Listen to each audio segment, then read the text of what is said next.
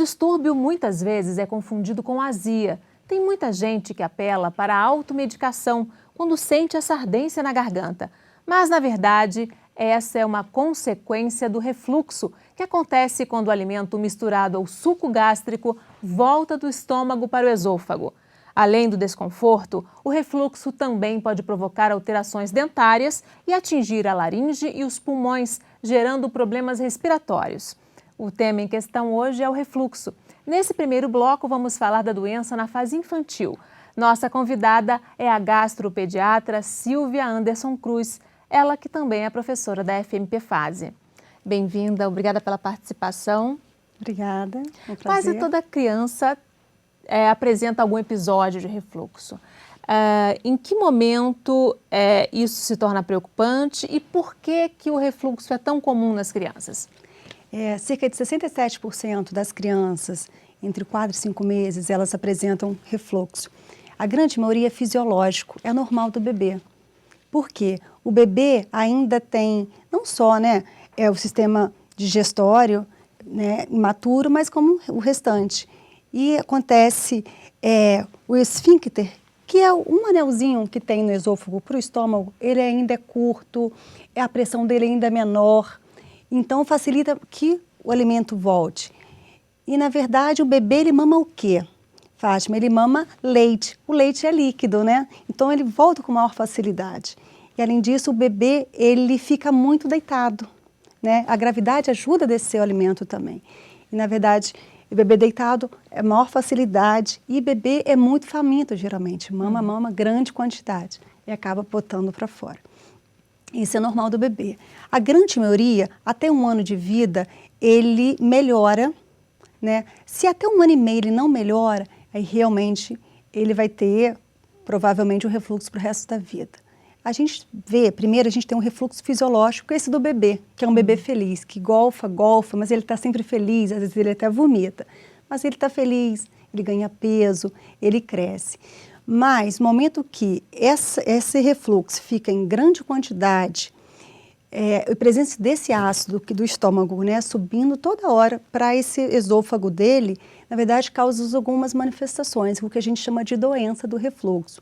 Cerca de 7 a 10% dessas crianças, elas têm a doença do refluxo. A doença do refluxo é caracterizada por que sintomas? O que acontece?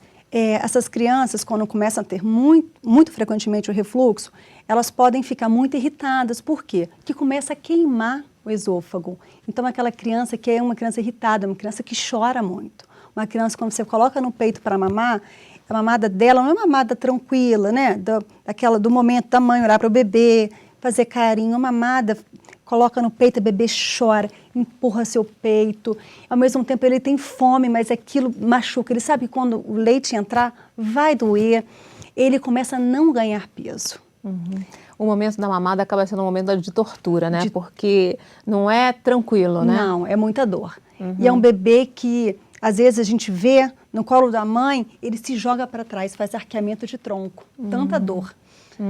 E com a cabecinha assim, Exatamente. No ambulatório, chegou um casal e geralmente, muitas vezes o pai não vai na consulta, mas esse pai estava angustiado e ele foi. Ele falou, doutora, pelo amor de Deus, esse menino chora dia e noite. Aí você pergunta, tá golfando? Não, não golfo, doutora. Aí você vai perguntando, e ele negava tudo para refluxo. Aí a mãe botou no peito, ele começou a mamar. Quando ele começou a mamar, ele fez o que a gente chama de arqueamento de tronco. Ele se jogou para trás. Falei, não, então é refluxo, então vamos tratar. Pode ser o refluxo oculto, Exatamente, que na verdade não vem, porque a gente está acostumado, quando o bebê golfa, regurgita, a gente está acostumado a ver, que geralmente sai um pouquinho, às vezes até grande quantidade. Mas quando ele vem e desce, a gente não está vendo, a gente chama de... É quase um refluxo oculto mesmo, a gente não está visualizando. Mas está ali machucando a criança, Está machucando a criança. Você já falou da irritação. A dificuldade para dormir, o sono muito agitado é outra característica? Porque quando ele deita, começa a voltar a comida, né? Às vezes a gente não está vendo até a boca, né? Tá voltando, ele está irritado, ele não consegue, você vê que até em criança um pouquinho maior, em torno de quase 2 anos, a criança maiorzinha, ela levanta e coloca a mão na garganta porque está subindo, ele não consegue dormir. É por isso que a gente até orienta, muitas vezes, é levar a cabeceira, porque na posição, né, horizontal, acaba voltando muito. Que problemas esse refluxo pode causar na criança? Quer dizer, ela não consegue se alimentar direito, ela vai perdendo peso, o que mais? O peso chama muita atenção da gente, né? E porque se ela não está ingerindo, ou se ela está golfando muito, perdendo muita quantidade, ela perde um pouco no desenvolvimento, no crescimento. E a gente pensa também, porque o refluxo, a doença do refluxo, ela pode ser típica, que a gente estava conversando, né? A irritabilidade, são os vômitos, a perda de peso, e também a atípica, que são as manifestações extraesofagianas, né? Que seria? Quando começa a atingir outras áreas, por exemplo, a criança que um pouquinho maior, geralmente, o otorrino te encaminha com otite de repetição, né? A criança que quando o ácido volta, o refluxo volta, vai um pouquinho para o pulmão, ela começa com asma, com bebê chiador, a gente pega muito bebê chiador, né, com pneumonia de repetição. Muito problema respiratório, né? Muito problema respiratório. Isso acontece porque quando esse alimento volta, ele acaba respingando para as vias respiratórias, é isso? Exatamente. Ele acaba atingindo a árvore pulmonar e aí vai causar alteração respiratória, principalmente asma, o chiado no peito e a pneumonia de repetição. Mas ela pode atingir outras áreas, né? A gente pode, na verdade, ter faringite, laringite de repetição, alterações no dente, né? Erosões dentárias, otite, né? Que a gente falou de repetição. A criança pode ficar meio rouquinha e ter muita tosse, como é que é? Faz rouquidão e muita tosse. Né? Quando ela atinge, né, principalmente a garganta, né? Para a criança, como é que é o diagnóstico? Basicamente, o diagnóstico é clínico, né? A gente tem que, inicialmente, fazer a diferença entre o refluxo fisiológico e o refluxo patológico, que é a doença do refluxo. E quando a gente faz essa diferença, o que acontece? Algumas crianças a gente fica muito na dúvida. Por exemplo, aquele bebê que ganha peso, né, que mama bem, ganha peso, mas é um bebê que é muito irritado, que tem arcamento de tronco, você fica na dúvida, trato ou não trato? Porque é muito fácil a gente tratar quando uma criança não ganha peso, a criança é irritada, uma criança muito agitada, uma mata difícil, aí é fácil fazer diagnóstico. O problema é quando é criança, ela tem um pouquinho do fisiológico, um pouquinho do patológico, né? Como se fosse um círculo, assim, aquela área intermediária entre um e outro. Esse é mais difícil fazer o diagnóstico. Em que casos são necessários exames? Ou pela própria característica já dá para perceber? Na criança, diferente do adulto, a gente não faz muito exame na criança. Principalmente a gente viu, é fisiológico, então a gente vai fazer as orientações, né, do tratamento. É patológico? Então tá, então é uma doença. Tem alguma outra doença associada? Principalmente a gente tem que fazer o diagnóstico diferencial. Por quê? Hoje em dia, a Sociedade Europeia, né, que é a ESPGHAN, e a Sociedade Norte-Americana, que é a NASPGHAN, elas orientam o seguinte: antes de começar a tratar a criança com, né, o refluxo, faz a dieta de exclusão do leite de vaca. Porque eles alegam que cerca de 40% das crianças com refluxo, com doença do refluxo, elas têm, na verdade, uma alergia à proteína do leite de vaca. Então, o bebê que mama peito, como é que faz a dieta do leite de vaca em alguém que mama peito? Né? Tirando da mãe. Tirando o leite da mãe. Então, você tem que tirar tudo do leite da mãe. E que a gente tem maior dificuldade, Leite Fátima, derivados, né? Porque, né? Bolo tem. Bolo, manteiga, sorvete é a nossa maior dificuldade. E também, às vezes a mãe até quer fazer, mas ela não consegue identificar no rótulo. Por exemplo, ela vê whey no rótulo, whey protein. Ela não sabe, às vezes, que é proteína, né, do leite. Ela vê, de repente, caseína, mas a caseína também é leite. Então, a gente sempre orienta, quando faz a dieta, a gente dá uma cartilha para a mãe para toda vez que ela comprar alguma coisa industrializada, ela pegar e olhar. Olha só, tem caseína, albumina, lactoalbumina. Então, tudo que está escrito assim, ela não pode comer. E é, nossa, uma maior dificuldade. Mas quando a gente faz a dieta de exclusão do leite de vaca na mãe, se a criança melhora, a gente tenta fazer por 14 dias. Se a criança melhora, a gente tem certeza que, na verdade, é uma alergia à proteína se manifestando como refluxo. A gente tem algumas outras manifestações, a gente tem umas malformações anatômicas. Um tempo atrás, a gente teve internado um bebê que chegou para a gente com 3 meses de vida, muito desnutrido e que vomitava muito. Ele vomitava, inclusive, saliva, ele vomitava em jato. Então, que a gente precisou investigar esse bebê, que na verdade ele tinha uma doença chamada estenose hipertrófica do piloro. Então, na saída do estômago, o piloro dele é fechadinho. Então, na verdade, ele comia, ele tomava o leite, só que não conseguia passar do estômago para o intestino.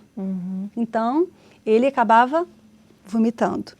E foi operado e ficou ótimo. A gente tem algumas doenças, né, doenças metabólicas, a gente tem algumas outras doenças, algumas infecções, né, algumas alterações do sistema nervoso central que se manifestam com vômito e a gente tem que fazer esse diagnóstico diferencial. Ou seja, tem refluxo, tem que investigar, porque pode não ser esse refluxo que é da válvula. Do esfíncter, exatamente. E a gente faz o diagnóstico basicamente clínico, né? Agora, se for necessário, a gente exclui, a gente tem alguns exames que a gente pode fazer, temos a seriografia, que a gente, na verdade, a gente não vai ver se tem refluxo ou doença do refluxo, a gente vai ver se tem má formação.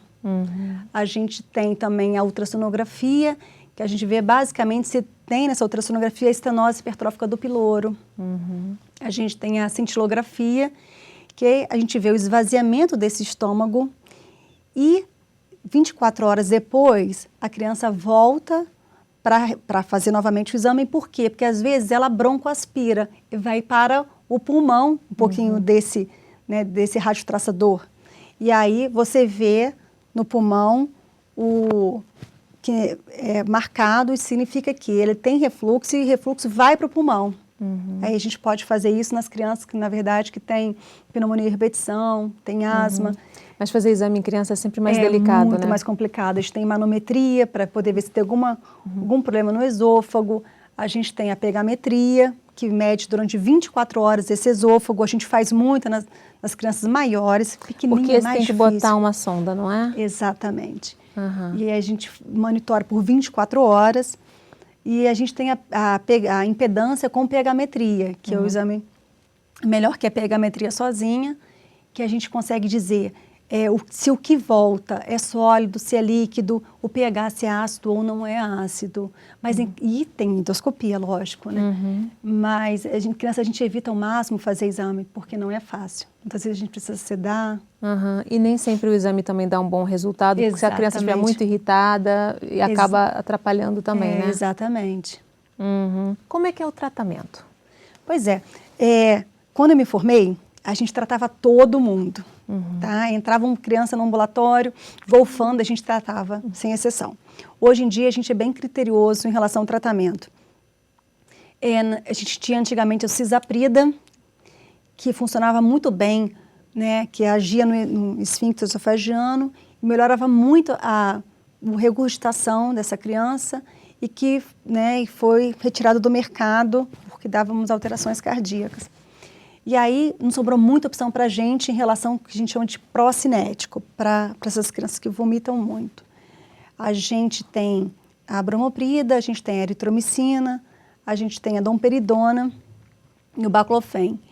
Essas medicações, elas melhoram o quê? Elas aumentam o trânsito do trato intestinal, na verdade, eles aumentam o trabalho do estômago, né?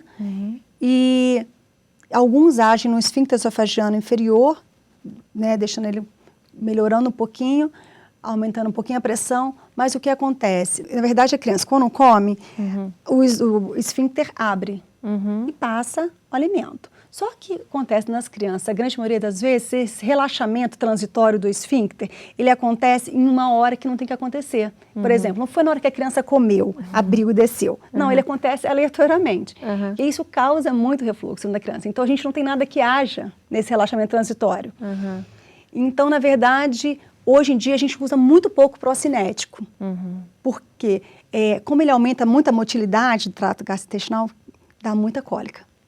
E aí a gente não sabe se a criança está irritada por causa do refluxo ou se está tendo cólica. E além dos efeitos colaterais, que pode ter manifestação síndrome piramidal, pode ter outras, outras... Essa síndrome é o quê? São os movimentos involuntários. E aí a família fica apavorada. Então a gente evita bem o procinético. A gente tem os antiácidos, que seria o hidróxido de alumínio. Para diminuir realmente a acidez desse suco gástrico, Isso. O hidróxido de alumínio, como você tem que fazer ele até 8 vezes ao dia, a gente não consegue fazer em criança. Então, na verdade, a gente usa ele como sintomático daquele momento. Aquela criança está com muita dor, muito irritada, você dá um pouquinho, ele toma, melhoram, até uma prova terapêutica, porque se ele está com muita dor, você deu, ele melhora, você sabe que está com esofagite.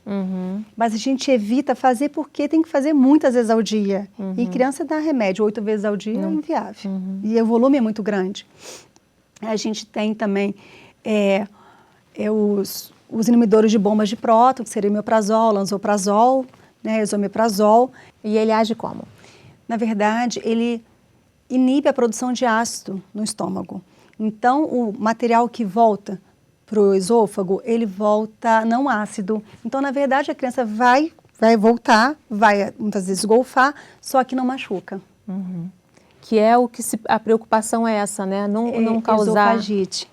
Porque a esofagite, com o tempo, o que acontece? Aquele ácido naquela mucosa, com o tempo, ela pode machucar essa mucosa, Pode ter, às vezes, até uma úlcera, Pode levar ao esôfago de Barrett, que a gente chama, que é a transformação dessas células aqui, e que, na verdade, se não forem tratadas, controladas, pode, mais tarde, o adulto desenvolver um câncer de esôfago. Por isso que a nossa preocupação é sempre não deixar essa criança ter esofagite. É o controle da doença. Quer dizer, hoje, em boa parte dos casos, o controle está em reduzir essa acidez do estômago. Porque a gente não tem mais o procinético para usar, a gente usa muito pouco. A gente até usa em alguns casos, aquelas crianças que vomitam muito, aí a gente acaba tendo que usar. E o antiácido é aquela que a gente conversou, mas é só sintomático naquele momento que a criança está com muita dor. Temos também a ranitidina e a cimetidina, que também ela diminui muito a acidez do estômago, não é tão eficaz como o inibidor de bomba, que seria o omeprazol, mas ele melhora bem. A gente tem muita segurança com a ranitidina também. O inibidor de bomba, o omeprazol, hoje em dia, a sociedade norte-americana e europeia, eles acabam utilizando muito logo no primeiro ano de vida. Aqui a gente não utiliza muito no primeiro ano de vida. Saiu uma pesquisa há pouco tempo que os pediatras estão passando muito inibidor de bomba, de prótons, omeprazol, usam muito. A gente tem que pensar, e principalmente no bebê muito pequeno, só que a gente tem que pensar que, na verdade, está acabando com a acidez do estômago. Então, eles estão questionando hoje em dia se não pode levar a um aumento de alergia, porque como não tem aquela fase de digestão no estômago, passa direto para o intestino, muitas proteínas não são quebradas no estômago. Então, na verdade, se isso não aumentaria uma alergia. E como a gente perde muito a acidez do estômago, muito vírus e muita bactéria que seriam mortos no estômago, normalmente, elas acabam levando a gastroenterite na criança, infecção de repetição nessa criança. Então, a gente tem que usar com critério também o omeprazol. Tem que pesar muito, né? Exatamente. Hoje em dia, a gente trata, mas são casos isolados. A principal orientação que a gente dá hoje em dia para os pais é o seguinte: o bebê pequenininho, por exemplo, ele chegou, mamou, coloca 20 minutos em posição vertical, 20 a 30 minutos depois de cada mamada. Eu falo com a mãe, olha só, esquece tudo, esquece tudo que você possa fazer. Eu sei que tem um monte de filho, tem marido, tem comida no fogo. Acabou de dar mamar, 20 minutos com ela. Tá pegando fogo a casa, sai lentamente andando com ela uns 20 minutos. Não deixe de fazer isso de jeito nenhum, porque muitas vezes a mãe pega esse bebê e, né, acabou de mamar, o peito a gente não sabe quanto eles estão mamando, né? Mamadeira a gente sabe, tem 100 ml aqui, tem 200, vamos dar pouquinho. O peito a gente não tem como quantificar isso. E coloca o bebê para dormir, ele pode broncoaspirar, né? Ele vomita e respira, né? Engole e respira. E pode sufocar, né? E pode sufocar. Então, principalmente, depois de cada mamada, 20 a 30 minutos com ele no colo. E tentar sempre elevar a cabeceira da cama, né? Cabeceira do berço, para melhorar um pouquinho essa descida desse leite. Diminuindo, né? A chance dele voltar. Qual é a influência da dieta? Reduzir determinadas substâncias, retirar determinadas substâncias ajuda ou não? Para a criança um pouquinho maior, porque na fase do leite... É difícil. O bebê que mama peito, a gente orienta a não deixar um intervalo muito grande de uma mamada para outra, né? Que ele mame de 3 em 3 horas, né? Porque às vezes tem uma mãe que, não, deixa dormindo, aí quando mama muito, golfa mais. E o peito vai estar mais cheio. Então a gente orienta sempre de 3 em 3 horas e deixando em pezinho depois. Bebê que mama mamadeira, a gente tenta sempre fracionar a menor quantidade na mamadeira mais vezes ao dia. E a gente tenta, às vezes, um bebê que mama fórmula infantil, existem aquelas fórmulas AR, né? Que é a antirregurgitação, né? Que acaba voltando, como ela fica mais grossinha, acaba voltando menos. E a criança maior, o que a gente orienta? Há sempre menor volume, menor quantidade de comida mais vezes ao dia. Então, que ele tome café da manhã, que ele faça um lanchinho de manhã, né? E que ele almoce em menor quantidade e vai fracionar essa dieta. A gente orienta também a diminuir a quantidade de gordura, porque a gordura, ela relaxa um pouco o esfíncter esofágico inferior, né? E, além de tudo, fica mais tempo no estômago, né? A chance é maior de regurgitar, de voltar. Alimentos ácidos, tomate, ketchup. Outra coisa também, cigarro, a mãe que fuma, isso relaxa o esfíncter esofágico inferior da criança. E os adolescentes também que fumam, né? Álcool no adolescente, bebida gasosa na criança, o refrigerante, café e o chocolate. O chocolate que é o mais difícil de tirar, né? Exatamente. A gente pode diminuir, né? A gente precisa tirar tudo, a gente diminui a quantidade. E uma coisa importante se acabou de comer, não deitar, porque se deitar, vai voltar. Então, o jantarzinho para uma criança mais crescidinha tem que ter um intervalo aí até ela dormir, né? Exatamente. Se a criança dorme, por exemplo, às 9 horas da noite, que ele jante às 6, antes de dormir faça uma pequena ceia, uma fruta, ou um pouquinho só de leite, mas não nada em grande quantidade. Ou seja, dá para administrar com esses cuidados e, inevitavelmente, a criança ela vai ter alguns episódios em que ela vai ter a esofagite e aí vai tratar pontualmente. Isso nos casos mais leves, claro que nos mais graves tem que entrar com a medicação, né? Isso. A criança, a gente divide, na verdade, na pediatria, mais ou menos uns 2 quadros, né? O bebê pequeno, o bebê, e o lactente pequenininho, o bebê tem uns 2 anos de idade, a clínica dele é mais inespecífica, né? É vômito, é regurgitação, é a não aceitação da dieta, né? A anorexia, a perda de peso. E na criança maior e no adolescente é quase igual ao adulto, a gente chama adulto-like. Essa criança, ela diz para você, tá doendo aqui. Ela chega e fala, doutora, dói, queima, né? E aí, essa criança, é mais fácil você fazer o diagnóstico. E a criança maior, muitas vezes a gente entra tratando, diferente do bebê, a gente entra tratando essa criança, por exemplo, com omeprazol, a gente tenta tratar, por exemplo, 1 mês, 15 dias a 1 mês. Ela retorna para você. Aí ela fala, doutora, melhorou bem, não estou sentindo mais nada. Aí você faz o tratamento, por exemplo, uns 3 meses. E aí, quando ela volta para você depois de 3 meses, se ela estiver bem, você não pode parar o omeprazol. Você vai ter que reduzir no omeprazol, porque ele faz o rebote. Se você para o tratamento, essa criança... Porque você parou de produzir ácido, imagina. E aí você para de dar medicação, volta a produzir. Esse estômago não está acostumado, então volta a queimar de novo. Então é importante na criança maior, que a gente acaba usando bem o omeprazol, ir reduzindo gradativamente, para ela não sentir esse impacto. Agora, a criança que você entrou tratando, você está fazendo 2 semanas a 1 mês de tratamento e ela não responde à medicação, essa criança você precisa pedir endoscopia dela, para poder ver, né, ver esse estômago dela e ver esse esôfago dela, se tem esofagite ou não. E a classificação, né, que a gente chama de Los Angeles, para dizer se está importante ou não, né, se está muito lesado ou não esse esôfago dessa criança. Você falou que se não desaparecer até 1 ano e meio, provavelmente vai ter para o resto da vida. Exatamente. Ou seja, esse cuidado vai ao longo da vida dessa criança e depois na fase adulta também, né? Então é importante, essa criança com doença do refluxo e que não melhora, essa criança tem que ser acompanhada de perto, porque a gente evita a esofagite, porque se a gente tem esofagite, a gente tem que controlar para não deixar evoluir com esôfago de Barrett e futuramente um câncer de esôfago, né? Que graças a Deus na pediatria a gente não tem. É muito, muito, muito raro e eu nunca vi, nem conheço alguma criança que tenha tido. Mas a gente sabe que em adulto tem, então a gente tem cuidado. Hoje em dia a gente trabalha muito com a prevenção, né? Que a gente tem crianças hoje que vão viver até 90, 100 anos. Então a gente hoje tem que manter a qualidade de vida boa dessa criança, orientar muito a dieta desde pequena, né? E não só para o refluxo, mas para as outras doenças, para poder ter um adulto saudável, que viva 90 anos, sem complicações maiores, né? Tá certo, muito obrigada pela participação, Obrigada, doutora Fátima. Silvia. Vamos fazer um rápido intervalo. No próximo bloco a gente fala sobre refluxo na fase adulta. O Em Questão volta em instantes. Até já.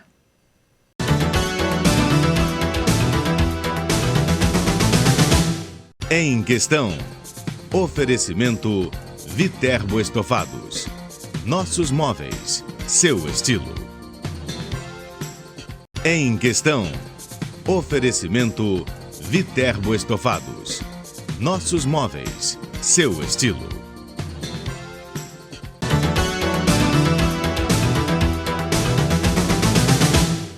O Em Questão está de volta falando sobre refluxo. Nosso convidado neste bloco é o gastroenterologista José Pina Cabral. Muito bem-vindo, obrigada pela participação.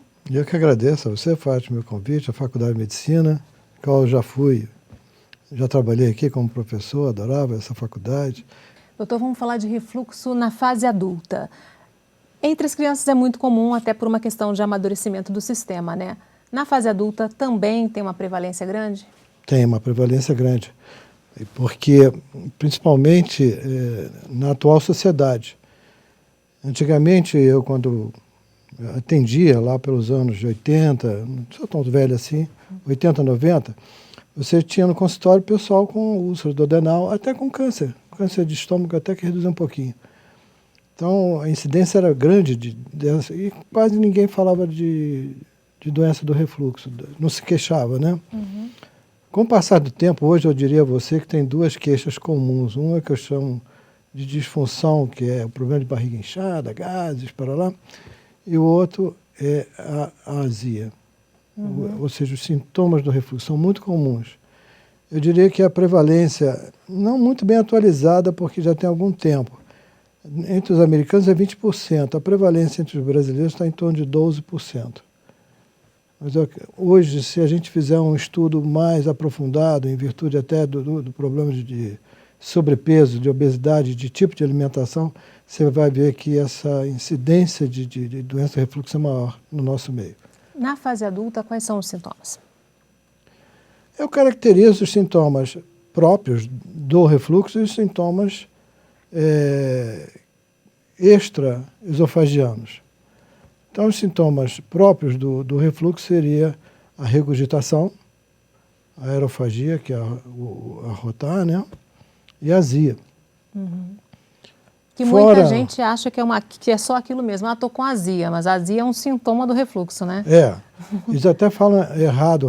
Eu estou com doença do refluxo, porque confunde doença do refluxo com regurgitação. Regurgitação é um dos sintomas da doença do refluxo. Você tem o arrotar, que a gente chama de aerofagia, e a azia, que é uma queimação que sobe constante, vai até a boca, né? E os outros são sintomas extraintestinais, como laringite crônica, bronquite, enfim, tosse crônica, que são já fora da parte esofagiana. Todo todo refluxo tem que ser tratado com medicamento ou não? Você tem uma incidência de pessoas que têm refluxo uma vez por semana, uma vez por mês. É normal para nós termos uma vez por mês. Isso não quer dizer que a gente tem que ir ao médico que tenha refluxo uma vez por mês. Tem pessoas que têm uma vez por semana, 2, 3 vezes por semana. Esse 2, 3 vezes por semana, a pessoa que tem uma vez por semana é bom ver se está acima do peso, ela mesmo faz alguma medida. Agora a pessoa que tem 2, 3 vezes por semana, essa tem que procurar o tratamento médico e não se automedicar. Porque a automedicação é muito comum, né, doutor? Ah, sim. Principalmente bicarbonato, né? Não sei o que eles fazem com bicarbonato, eles têm aquele alívio. Antigamente se usava muito antiácido, tem aquele alívio temporário, mas é uma irritação crônica. Isso, 20, 30 anos, o que aconteceu? A obesidade subiu, doença do refluxo subiu, e o câncer, não o câncer de estômago, porque o câncer de estômago você tem duas partes, vamos botar assim, na sala e na cozinha. O câncer que era mais comum seria na cozinha. E o câncer que está agora subindo é o que está na sala, ou seja, é o câncer de fundo, por causa do refluxo. Então, é no esôfago, doutor? É, do cárdia, né? Então, o que é a entrada do estômago e junto do esôfago, e propriamente do esôfago, né? Então, você tem uma incidência da obesidade subindo, doença do refluxo subindo, e esse tumor, esse câncer também subindo. Não a nível alarmante, mas está subindo. Não é à toa, né? Não é à toa. Então, você se medica, se automedica, vai tendo essa irritação, aí chega aos 60 anos, você é um daqueles que desenvolve câncer de esôfago, câncer de cárdia, que é a mesma região, pertinho um do outro. Aí você não sabe por quê, foi porque você se automedicou. Porque a mucosa foi muito agredida por esse retorno do refluxo, né? Por retorno do alimento misturado com suco gástrico, né, doutor? É. Isso vai alterando a composição mesmo da mucosa, ela vai sendo modificada a longo prazo? Existe até uma modificação de epitélio, né? Toda vez que você tem uma estrutura fora do seu lugar, o esôfago ele tem um revestimento dele próprio. Com a irritação crônica, formam erosões, enfim, lesões vão modificando aquele revestimento que a gente chama de epitélio, e aí desenvolve um epitélio que é a doença de Barrett. Né? Não é que todo mundo que tem a Barrett vai pensar que vai desenvolver câncer, mas a incidência elevou um pouquinho em termos de câncer de esôfago. Quem tem não só a esofagite crônica, e principalmente o Barrett longo, que você tem um Barrett curtinho, que essa incidência não é tão alta. E tem o Barrett longo, que a incidência, que o comprimento é maior, e essa incidência de câncer é maior. O que é exatamente essa doença de Barrett? A doença de Barrett é a epitelização, o revestimento do esôfago, ele é substituído por um revestimento igual do estômago. Uma tentativa de adaptação àquela agressão, né? Aquela agressão. Ou seja, por quê? O epitélio do estômago está protegido contra o ácido. O do esôfago não está. É por isso que você tem azia. Então, seria um pensamento da natureza de substituir aquele epitélio do esôfago com o epitélio do estômago. Mais ou menos assim para a gente entender, né? Então, só que um epitélio, uma estrutura fora do seu lugar, ela tem uma tendência maior a desenvolver câncer do que uma estrutura dentro do seu lugar natural. Se a mucosa do estômago, se é revestimento do estômago, para ficar dentro do estômago. Se ele está fora do estômago, se ele está dentro do esôfago, aí você pode ter um agravamento, que é o câncer. Né? Nós chamamos de... Isso a gente tem característica de displasia, metaplasia. Metaplasia alguns já consideram um câncer precoce. E aí já faz até o tratamento mesmo do Barrett, não só com fulguração, destruição de toda aquela mucosa, como às vezes até retirada do esôfago mesmo.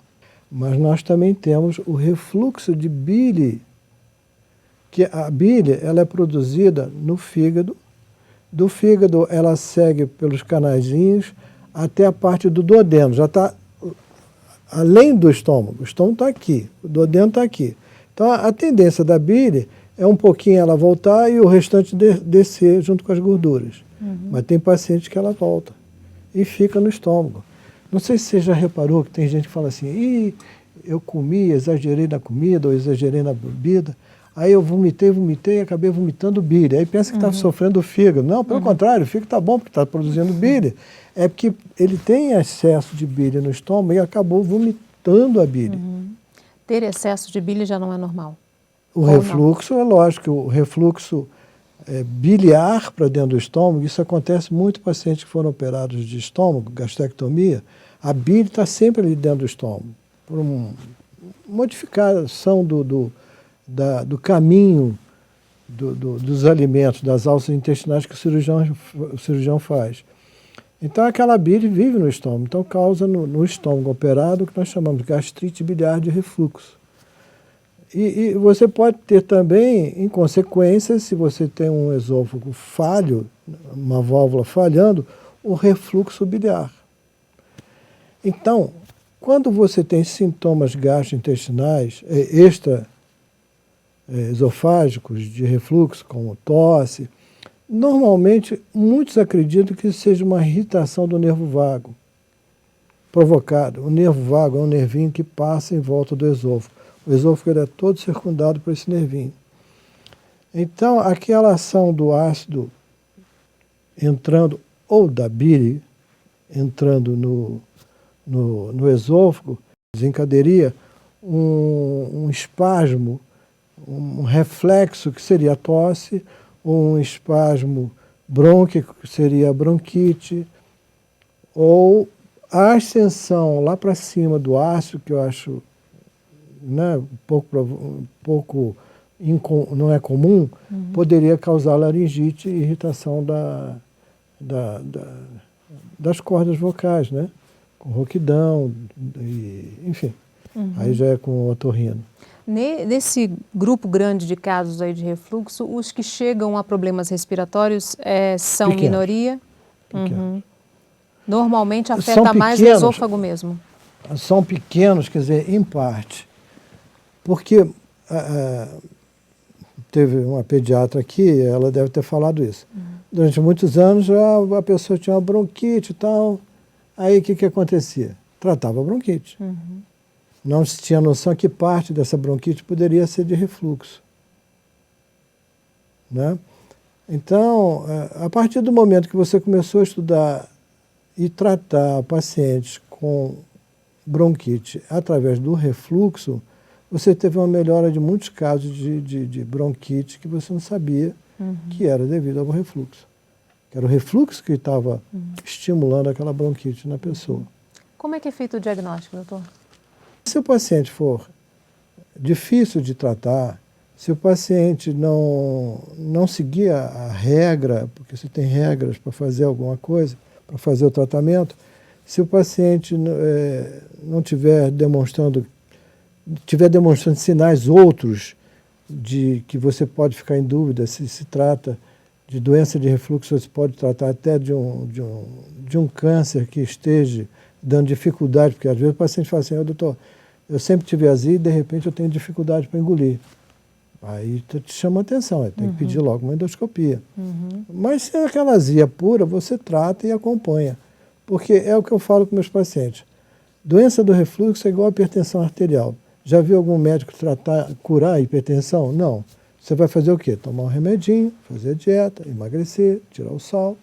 Doença do refluxo, mesma coisa, tomar um remedinho, emagrecer. Exige mudança de comportamento, né, doutor? Ninguém vai curar uma doença do refluxo, principalmente num jovem. Aí é o problema do jovem, né? O nosso problema é de você começar a dar os remédios em jovem.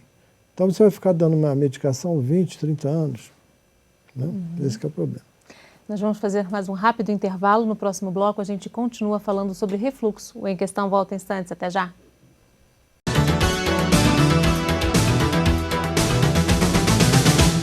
Em Questão. Oferecimento Viterbo Estofados. Nossos móveis, seu estilo. Em Questão. Oferecimento Viterbo Estofados. Nossos móveis, seu estilo.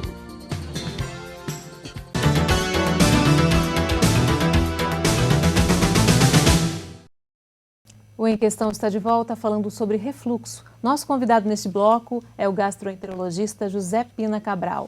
A gente terminou o bloco anterior falando da mudança de comportamento que o paciente que tem refluxo precisa ter, né? Que mudança é essa? A primeira, emagrecer. Está provado que quanto mais você engorda, mais refluxo você tem. E é fácil, as grávidas, né? A grávida, 27% das grávidas no primeiro trimestre tem azia, depois no segundo trimestre 36% e 39% a 40% no terceiro trimestre. É lógico que ali tem uma ação hormonal, mas tem uma ação de ocupação também do feto. Empurra, né, doutor? Empurra, mas tem uma ação hormonal da própria gravidez. Mas o que nós temos, a obesidade sim, a obesidade ela é um fator que tem que ser combatido, tem que ser reduzido. Só da pessoa voltar para o peso normal, ideal dela, muitas vezes melhora, né? Muitas vezes melhora. Fica até sem medicação. Uhum. Eu mesmo, agora eu estou mais magrinho, mas quando eu estava mais gordinho era frequente ter azia. Hoje é mais raro eu ter. Perdi uns 10 quilos e com isso eu fiquei livre da azia. A segunda mudança de comportamento seria evitar certos alimentos que ajudam a não emagrecer. As farinhas, né? O pão, o biscoito, o bolo, o macarrão, a pizza, você retirar do teu dia a dia. Isso provoca também o refluxo, É porque doutor? aumenta, né? Aumenta a produção de ácido no estômago. Então é mais difícil de digerir. Então você tem que trocar, normalmente isso é bom, para o produto integral. Mas eu aviso a vocês que o produto integral é o seguinte, toda vez que vocês forem comprar pão integral, que está em moda atualmente, olha atrás a fórmula, né? Porque se vier, o que vem em primeiro lugar é que tem quantidade. Né? Quando você compra um produto, aí tem que estar lá, se vem destrose, já sabe que você engorda, né? Se é o primeiro. Então é a mesma coisa, você tem pão integral que você compra, vem assim, farinha de trigo, e embaixo, farinha integral. Não, esse já não serve. Ele tem que começar lá em cima com farinha integral primeiro.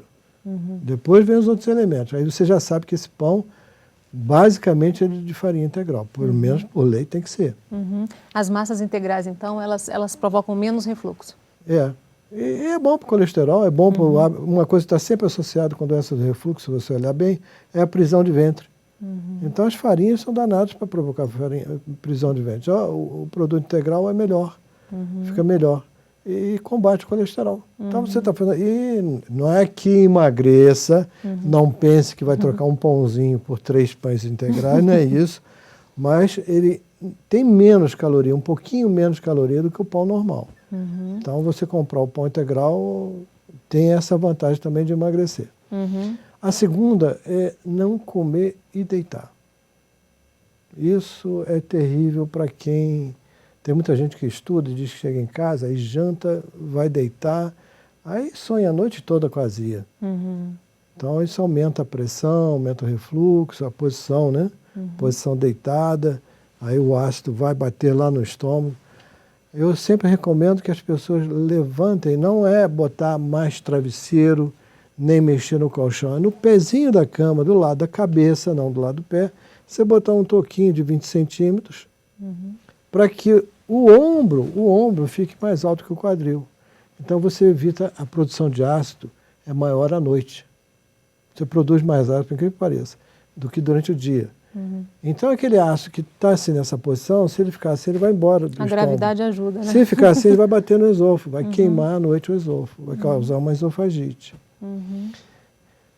Isso, evitar de fazer exercício tão logo você tenha acabado de comer, emagrecer. E é lógico, né? Se você fuma, se você toma café toda hora, se você abusa em coisas ácidas, né? Alimentos ácidos, é bom você dar uma diminuída disso. Doutor, diminuir a porção que se come, não comer muito exageradamente também ajuda? Ajuda, lógico. Ajuda até a não engordar, né? Isso chama saciação, né? Então você come devagarzinho, uma alimentação leve e de pequena quantidade. É melhor fracionar, né? 3 em 3 horas, 4 em 4 horas. É a melhor coisa que tem para você diminuir até aquela vontade de comer, aquela saciedade de comer, a fome, né? E a última refeição tem que ser leve, antes de deitar. É bom. É bom. É bom para não engordar e é bom para não ter refluxo. Também bebida alcoólica, doutor? Então, além do fato da bebida alcoólica aumentar o peso do indivíduo estupidamente, porque aumenta muito, né? Ela não deixa de ser ácida, né? De fazer a produção de mais ácido indireto, apesar de ser ácido, produzir mais ácido ainda, aumentar o refluxo. Vamos falar dos outros exames, então? Casos mais graves merecem uma investigação mais detalhada, né? O melhor exame, padrão ouro, chama-se endoscopia. Né? Mas nem sempre você vai ter muitos casos em que você vai ter... Porque o problema é a disfunção da válvula que está entre o esôfago e o estômago, que nós chamamos de esfíncter esofagiano. E a hérnia de hiato, ou seja, o esfíncter subir para dentro do tórax, o esfíncter fica dentro da barriga, dentro do abdômen. Se ele subir para dentro do tórax, nós vamos ter a hérnia de hiato, o hiato. Isso chama-se hiato, essa região aqui. Então, esse esfíncter, na maioria das vezes, pode não funcionar bem. Não quer dizer que todo mundo tem hérnia de hiato, que tem a doença do refluxo. Mas o que é certo é que as esofagites mais graves estão associadas com a hérnia de hiato. E com um peso maior. Então, a hérnia de hiato seria uma facilitadora do refluxo. Porque o esfíncter esofagiano é que ele, ou ele não fica bem fechado, ou você engole a saliva limpa muito o teu esôfago, e você tem pouca saliva, ou a contração do esôfago é mais lenta para limpar esse esôfago do refluxo. Nós todos temos refluxo. A qualquer hora você sempre tem um pequeno refluxo. Só que imediatamente a saliva ou a contração do esôfago limpa. Então você nem sente que tem refluxo. Já a pessoa que tem azia frequentemente é que essa limpeza não está sendo bem feita, o esfíncter não está funcionando bem, né, e está havendo muito refluxo lá para dentro do esôfago. Logicamente você vai ter graus de refluxo. E é aí que nós chamamos de esofagite, onde você pode ter erosões pequenas, como erosões grandes, como erosões que vão circular todo o esôfago e dar estreitamento do esôfago. Então, tudo isso que eu estou falando aqui, você vai obter como? Diagnóstico, através principalmente da endoscopia, onde você vai saber se você tem hérnia de hiato ou não. Não quer dizer que quem tem hérnia de hiato tem azia. Se você vai ter esofagite, qual o nível de esofagite que você vai ter ou não, para você tratar. E é lógico, nos casos em que a pessoa sente dificuldade para engolir, o estreitamento, que é a estenose, que você não sabe se a estenose é uma causa crônica de irritação do esôfago ou se já desenvolveu algum câncer. E o último é a doença de Barrett, que incide mais em pessoas acima de 70 anos, que é aquilo que nós falamos. A mudança do epitélio do esôfago para um epitélio do estômago. E a pH-metria é necessária quando? Assim, aí que a pH-metria é necessária, por exemplo, quando você tenta estudar um paciente que está com bronquite asmática. Fez endoscopia, não deu nada. Endoscopia está normal. Aí você faz uma... hoje nem a gente usa muito a pH-metria. Usa a pH-metria, mas a melhor seria impedanciometria. Porque são dois exames que você pode fazer. pH-metria, esôfago-manometria. pH-metria é para você ver o pH do esôfago. Bom, aí você vai medir só o pH do refluxo. Uma sondinha que você coloca, não dói, fica 24 horas igual um Holter, gravando, e depois ele vai ler e te dá um diagnóstico se o teu pH está ou não ácido correspondente a refluxo. E a outra seria a manometria. O que a manometria vai fazer? Uma outra sondinha que vai medir a pressão do esôfago, do esfíncter esofagiano superior, a contração do esôfago e do esôfago inferior, que é onde tem o refluxo. Por que eu falei o superior? Se você tem um esfíncter esofagiano superior bom, você não vai ter refluxo aqui para a laringe. Então, não adianta você falar que essa laringite aqui é por refluxo. Se você tem a válvula aqui funcionando bem, o ácido não vai ultrapassar e passar pelo esfíncter superior. Isso quem me dá? Esofagomanometria, junto com a pH-metria. Normalmente você pede os dois juntos. E agora tem impedanciometria, que me permite que eu veja o refluxo, o re-refluxo, que é a hérnia de hiato, fica ali em cima do hiato e joga o ácido para cima, ou também me permita que eu possa saber se o refluxo é por sólido ou por líquido. Então, a impedanciometria é um exame que está nascendo e com uma visão melhor do que o pH-metria e esofagomanometria. A indicação desses exames é, nesse caso, de um paciente que tem bronquite, que você quer saber, porque se eu tenho um paciente com bronquite, o que eu vou fazer? Antes de fazer qualquer coisa, eu vou tratar clinicamente. Tratei, ele melhorou, é refluxo. Tratei, não melhorou, não quer dizer que não seja refluxo. Por quê? Eu te falei que existe o refluxo ácido e o refluxo de bile. Então, quem vai me determinar que não tenha mesmo a impedanciometria ou a pH-metria? Porque ele vai falar que eu não tenho refluxo nem para ácido, nem para bile.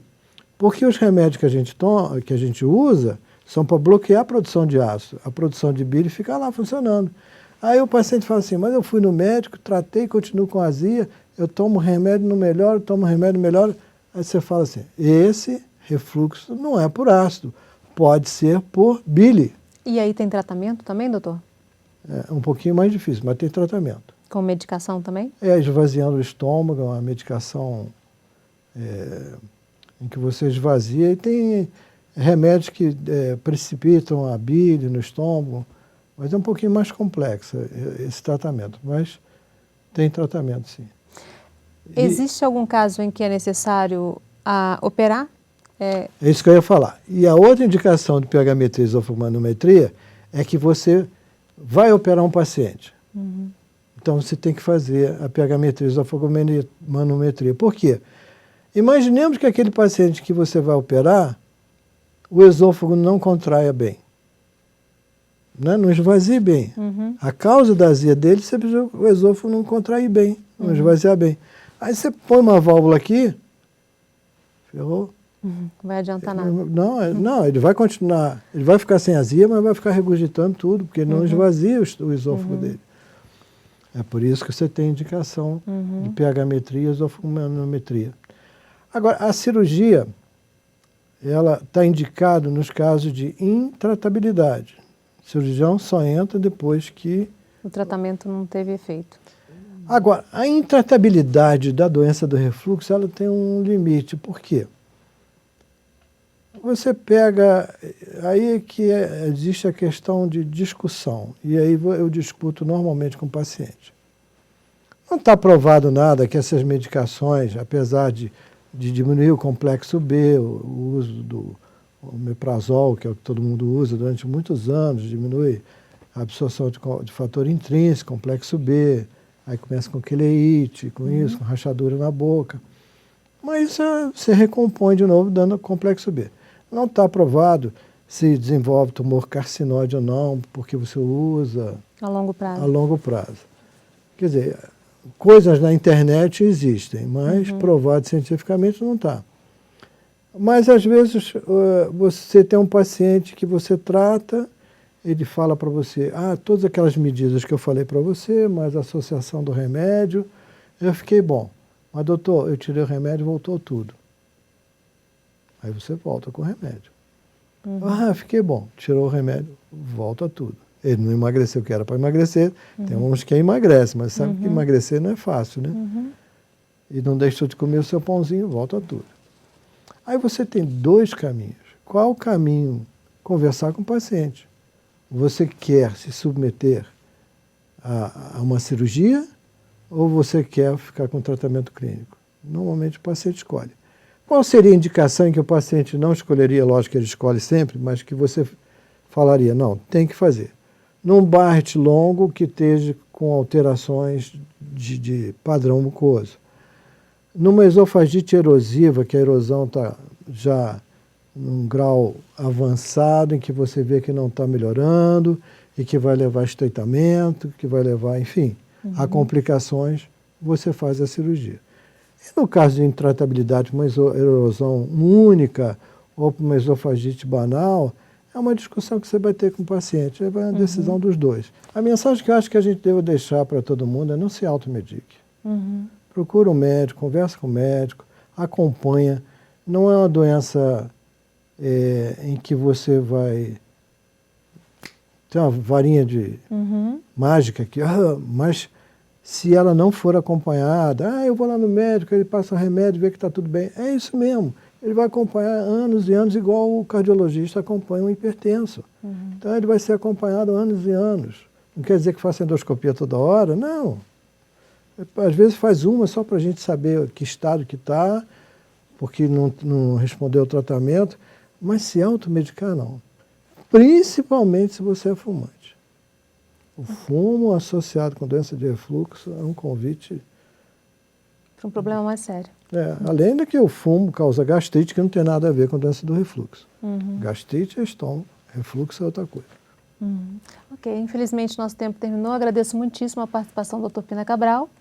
E a gente tem um encontro marcado na próxima questão. Espero você. Até lá.